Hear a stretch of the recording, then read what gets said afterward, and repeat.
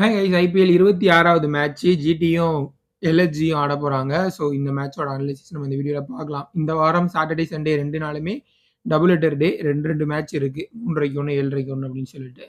So முடிஞ்சா 4 மேட்சுக்குமே video போட்டுறேன். ஒருவேளை வீடியோ போட முடியல அப்படின்னா, அதாவது செகண்ட் மேட்சுக்கு வீடியோ போட முடியல அப்படின்னா, நான் என்னுடைய ஃபைனல் டீம் மட்டும் டெலகிராம் சேனல்ல ஷேர் பண்ணிருவேன். டீம் வேணுங்கிறவங்க டெலகிராம் சேனல்ல ஜாயின் பண்ணிக்கோங்க.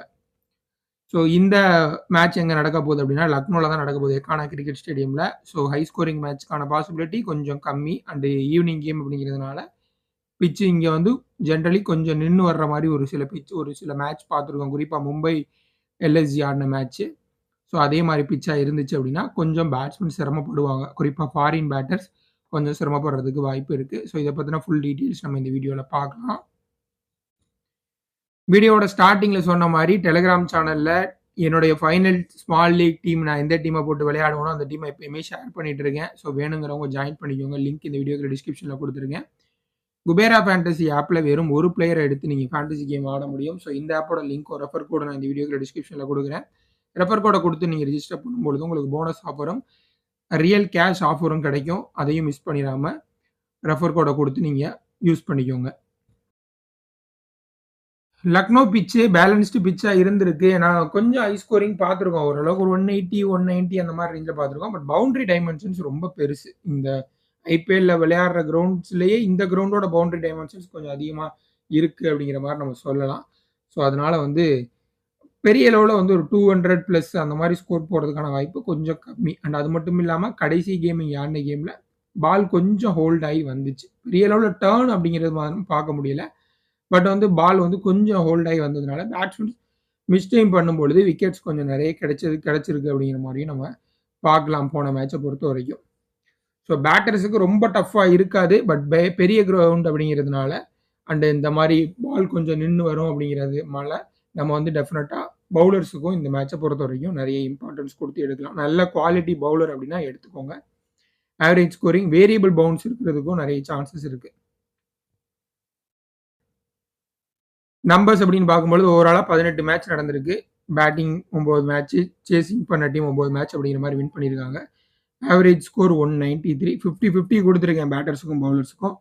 ஸோ அதில் வந்து ஒரு 10% எக்ஸ்ட்ராவாக கொடுத்ததுக்கு காரணம் இந்த கிரவுண்டோட பவுண்டரி டைமென்ஷன் அப்படிங்கிற மாதிரி சொல்லலாம். ஜிடியோட ப்ராபல் பிளேயிங் 11 தொடர்ந்து வின் பண்ணிட்டு இருக்காங்க. நல்ல பொசிஷனில் இருக்காங்க. அதனால பெருசாக மாற்றம் எதுவும் பண்ண மாட்டாங்க அப்படின்னு தோணுது.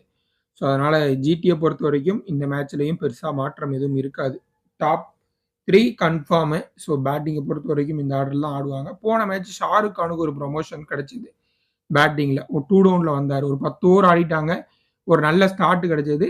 அண்ட் இந்த லெஃப்ட் ஹேண்ட் ரைட் ஹேண்ட் காம்பினேஷனையும் கொஞ்சம் மெயின்டைன் பண்ணுறாங்க அப்படிங்கிற மாதிரி இருக்குது. ஸோ அதனால தான் ஷாருக் கான் அனுப்புனாங்க அப்படின்னு தோணுது. ஸோ அதை கொஞ்சம் பார்த்துக்கோங்க. சர்ப்னே ரதர்ஃபோர்டும் நல்லா பண்ணியிருக்காரு. ஷாருக் கானும் இந்த டோர்னமெண்ட்டில் வாய்ப்பு கிடைக்கும்போது நல்லா பண்ணியிருக்காரு. ஸோ இவங்க 2 பேரில் அந்த மிடில் ஆர்டர் பேட்டர் யாரையாவது எடுக்கலாம் அப்படிங்கிற ஐடியாவில் இருந்தீங்கன்னா இந்த விஷயத்த கன்சிடர் பண்ணிக்கோங்க. அதே மாதிரி ஜிடி பக்கம் அந்த இம்பாக்ட் சப்பு போயிடாதீங்க. இன்ஃபேக்ட் கிராண்ட் லீகாக இருந்தாலும் எடுக்க வேணாம் அப்படின்னு சொல்லுவேன். ஏன்னா ஒவ்வொரு மேட்சும் ஒரு பிளேயரை ட்ரை பண்ணுறாங்க. போன மேட்ச் குல்வந்த் கெஜ்ரோலியா அவர் வந்தார். அதுக்கு முந்தின மேட்ச் வாஷிங்டன் சுந்தர் அனுப்பி அவரை 2 டவுனில் பேட்டிங் அனுப்புனாங்க. அவர் வின் பண்ணி கொடுத்தாரு. அதுக்கு முந்தின மேட்ச் எல்லாம் இஷாந்த் சர்மா இம்பாக்ட் சப்பில் வந்துட்டு இருந்தார். ஸோ அவங்க யாரை ட்ரை பண்ணுவாங்க இம்பாக்ட் சப்பா அப்படிங்கிறது நம்மளுக்கு கிளியரான ஐடியா இல்லை. அதனால முடிஞ்சளவு ஜிடியோட இம்பாக்ட் சப் பிளேயரை வந்து நீங்கள் கிராண்ட் லீக்ல ஒரு நம்ம எடுத்து வைப்போம் அப்படிங்கிற மாதிரி ஐடியாவில் இருந்தீங்கன்னா இதை கொஞ்சம் பார்த்துக்கோங்க. பவுலர்ஸை பொறுத்த வரைக்கும் சிராஜ், பிரசித் கிருஷ்ணா, சாய் கிஷோர் இவங்க 3 பேர் தான் மெயின் பவுலர்ஸ் இந்த டீமை பொறுத்த வரைக்கும். ஃபுல்லாக அவங்களுடைய 4 ஓவர் கோட்டா போட்டுருவாங்க. ரஷீத் கான் ஸ்லைட்லி கொஞ்சம் ஃபார்முக்கு வந்தார் அப்படின்னு சொல்கிறத விட 6 பேட்டர்ஸ் விக்கெட்டை கொடுத்தாங்க அப்படின்னு சொல்லலாம். கொஞ்சம் விக்கெட் ஈஸியாக த்ரோ பண்ணாங்க அப்படின்னு சொல்லலாம். பெரிய அளவில் இவர் ரீட் பண்ணாமல் ஆடினாங்க.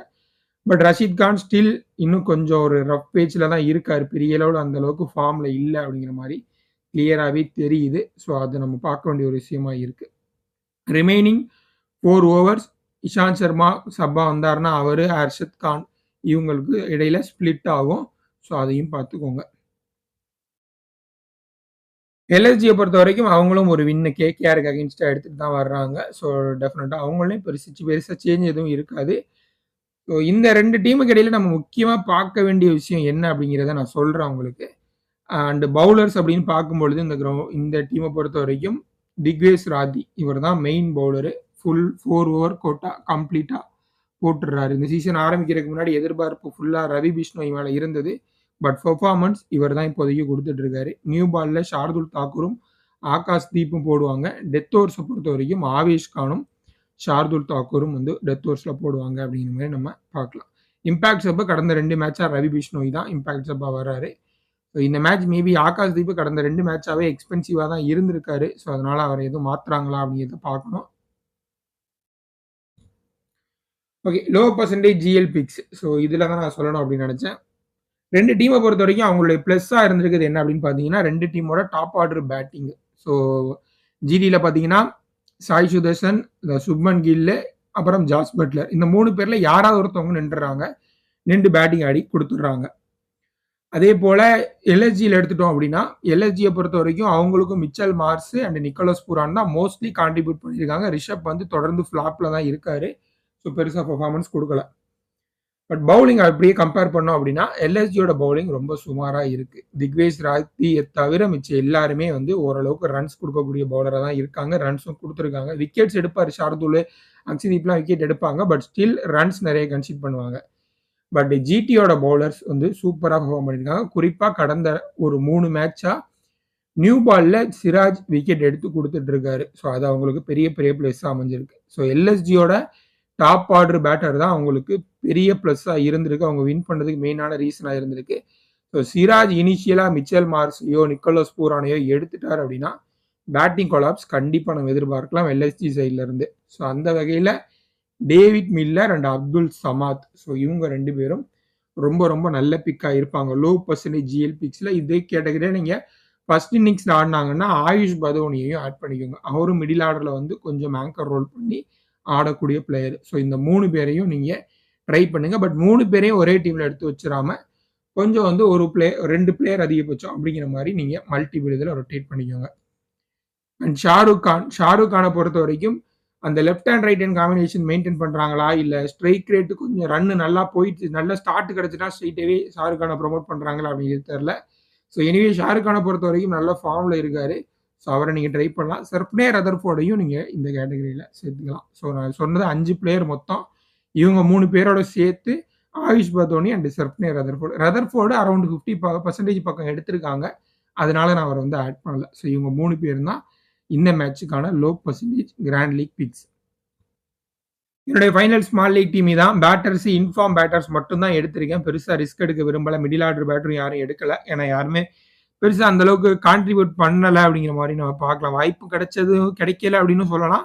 கிடைச்ச வாய்ப்பு பெருசா பெர்ஃபார்மன்ஸ் பண்ணல அப்படிங்கிற மாதிரியும் சொல்லலாம். So Digvesh Rathi and Shardul Thakur. So இவரை பத்தி ஒரு சின்ன இது கொடுக்கலாம் அப்படின்னு இருந்தேன். லாஸ்ட் மேட்ச் நம்ம திக்வேஷ் ராத்தியை எடுத்து கொடுத்துருந்தோம். லாஸ்ட் மேட்ச்னு இல்லை, அதுக்கு முந்தின மேட்சே நம்ம எடுத்து கொடுத்துருந்தோம். மும்பையோட மேட்ச்லேயே எடுத்து கொடுத்துருந்தோம். ஸோ அதில் வந்து ஒரு விக்கெட் எடுத்து பெர்ஃபார்ம் பண்ணியிருந்தாரு. பிரச்சனை என்ன அப்படின்னு பார்த்தீங்கன்னா, திக்வேஷ் ராதி சூப்பராக பவுலிங் பண்ணுறாரு. டீமுக்கு வின் பண்ணி கொடுக்குறாரு. பட் விக்கெட் டேக்கிங் டெலிவரி ரொம்ப கம்மியாக தான் போடுறாரு அப்படிங்கிறது தான் பிரச்சனையாக இருக்கு. ரன்ஸ் கொடுக்காம போடுறாரு. ஃபார் எக்ஸாம்பிளுக்கு நான் சொல்லணும் அப்படின்னா, லாஸ்ட் மேட்ச் வின் பண்ணதுக்கான மெயின் காரணம் திக்வேஷ் ராதி தான். ஏன்னா எல்லாருமே ரன் கொடுத்தாங்க. இவர் மட்டும்தான் ரன் கொடுக்காம கண்டெயின் பண்ணி போட்டாரு. சுனில் நாராயணோட ஒரு விக்கெட்டும் கிடைச்சது.